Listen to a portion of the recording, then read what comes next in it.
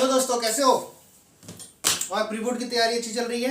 अच्छी ही चल रही होगी, है ना। टाइम बहुत कम है, प्री बोर्ड बोर्ड बहुत टाइम कम है। प्री बोर्ड तो जो अगले महीने स्टार्ट हो रहे हैं, है ना, तो तैयारी भी स्टार्ट हो गई होगी। ठीक है, उसी तैयारी के साथ जो है मैं कुछ क्वेश्चंस आपके लिए लेकर के आया हूँ। इन क्वेश्चनों को करके जाओ आप, ठीक है ना। आप पेपर में जो है आपको यही क्वेश्चन मिलने वाले हैं, आपको 100% गारंटी के साथ जो है आपको यही क्वेश्चन मिलने वाले हैं। हाँ, बट डिजिट चेंज हो सकती है, क्वेश्चन सेम आएगा। ठीक है, चलिए ज्यादा टाइम ना वेस्ट करते हुए आगे चलते हैं।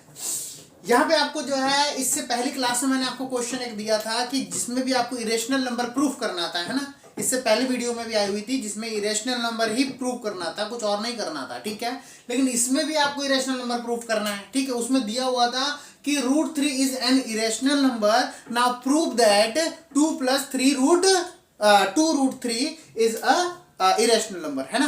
अब हम प्रूव कर रहे हैं कि √3 इज एन इरेशनल नंबर, कि √3 एक इरेशनल नंबर है। ठीक है, चलिए आइए स्टार्ट करते हैं। √3 इरेशनल नंबर प्रूव करना है तो हमने पहले लेट कर लिया। Let us assume that quantity that √3 is an irrational number. हमने रैशनल नंबर √3 को हमने क्या मान लिया?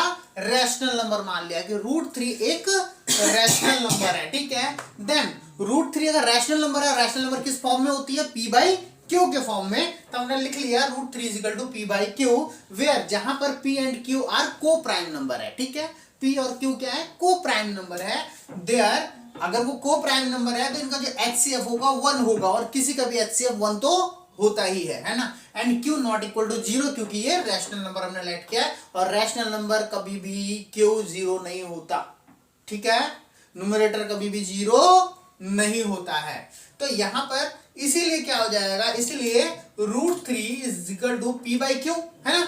√3 जो है P/Q हुआ, एंड √3 Q, है ना। क्यों हुआ ये ऐसा? Q को हम इस तरफ लेकर के आ गए, है ना। Q यहां से उठ करके इधर आ गया, तो यहाँ डिवाइड में तो इधर मल्टीप्लाई में आ जाएगा, आ गया। तो अब बच गया आपका √3Q = P। इसका मतलब क्या हो सकता है? नाउ स्क्वायरिंग बोथ साइड, हमने इसको स्क्वायर कर दिया। स्क्वायर करने के बाद हमें क्या मिलता है? वी गेट कि √3Q, ये जो था आपका, ये था, इसके ऊपर स्क्वायर कर दिया और इसके ऊपर भी स्क्वायर कर दिया, स्क्वायरिंग बोथ साइड, दोनों तरफ स्क्वायर करने पर। ठीक है, ये आ गया आपका 3Q² = P², यानी कि ये √3 को अगर हम 2 बार मल्टीप्लाई करेंगे, √3 × √3 क्या हो जाता है? 3 हो जाता है, तो आपको पता ही है ना। तो ये आपका आ गया 3Q², Q की स्क्वायर Q ही रहेगी और P की स्क्वायर P ही रहेगी। इसको हमने इक्वेशन फर्स्ट मान लिया। इसी तरीके से Q², अब ये जो Q है आपका, Q² डिविजिबल बाय 3। ठीक है, जो Q होगा वो 3 को डिवाइड करेगा, सॉरी क्यों नहीं, P की स्क्वायर। ठीक है, P का जो स्क्वायर होगा वो 3 इधर जाके डिवाइड में हो रहा है, यानी कि 3 को डिवाइड करेगा। अगर वो P को जो है 3 डिवाइड कर रहा है, इसका मतलब ये P को भी डिवाइड करेगा। P is divisible by 3। अगर P² को डिवाइड कर रहा है तो P को भी डिवाइड करेगा, कि P is divisible by 3। P² को हम इस तरह से लिख सकते हैं ना, P × P, इसका मतलब P² ही होता है ना। तो इससे भी डिवाइड कर रहा है, इससे भी डिवाइड ही होगा ना। 3 अगर हम लिखते हैं तो P से भी डिवाइड ही होगा ना। ठीक है, क्लियर है। इसी तरीके से लेट कर लिया P = 3M। ठीक है, M हमने जो है इसी के साथ P को हमने 3 लेट कर लिया, क्योंकि डिवाइस कर रहा है ना, इसलिए हमने ये लिख लिया। और where M is an integer, और जहां पर कि M एक इंटीजर है आपका। ठीक है, और जिसको हम सब्स्टिट्यूट कर देते हैं, सब्स्टिट्यूट का मतलब एक के प्लेस पे दूसरे को रखना।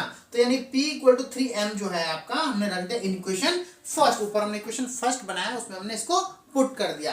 पुट करने के बाद हमें क्या मिलता है? We get 3Q² = 3M। इसके प्लेस पर P को हमने मान लिया 3M है, तो P के प्लेस पर हमने 3M रख दिया, है ना। ये तो 3Q² ही रहेगा, बट ये 3 की स्क्वायर भी और M की स्क्वायर भी, यानी कि 3 3 जा 9, इट मीन्स 9, और M की स्क्वायर तो M होगी ही, है ना।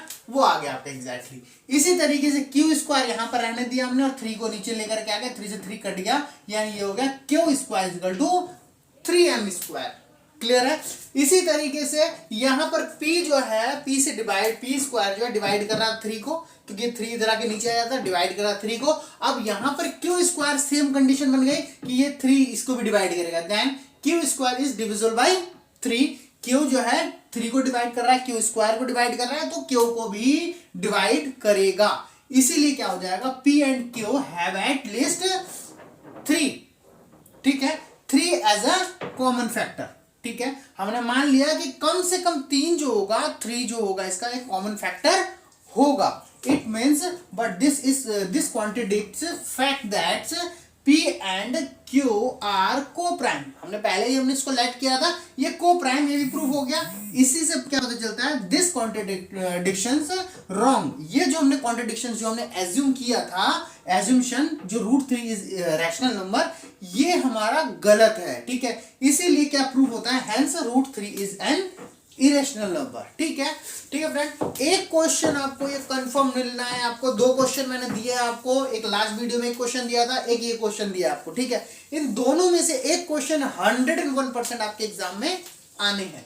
अब इसमें से अब यहाँ √3 में मैंने आपको प्रूव करवाया है, ये √3 के प्लेस पे हो सकता है कि क्वेश्चन आपका √5 आ जाए, √7 आ जाए, √11 आ जाए, ठीक है, या √2 आ जाए।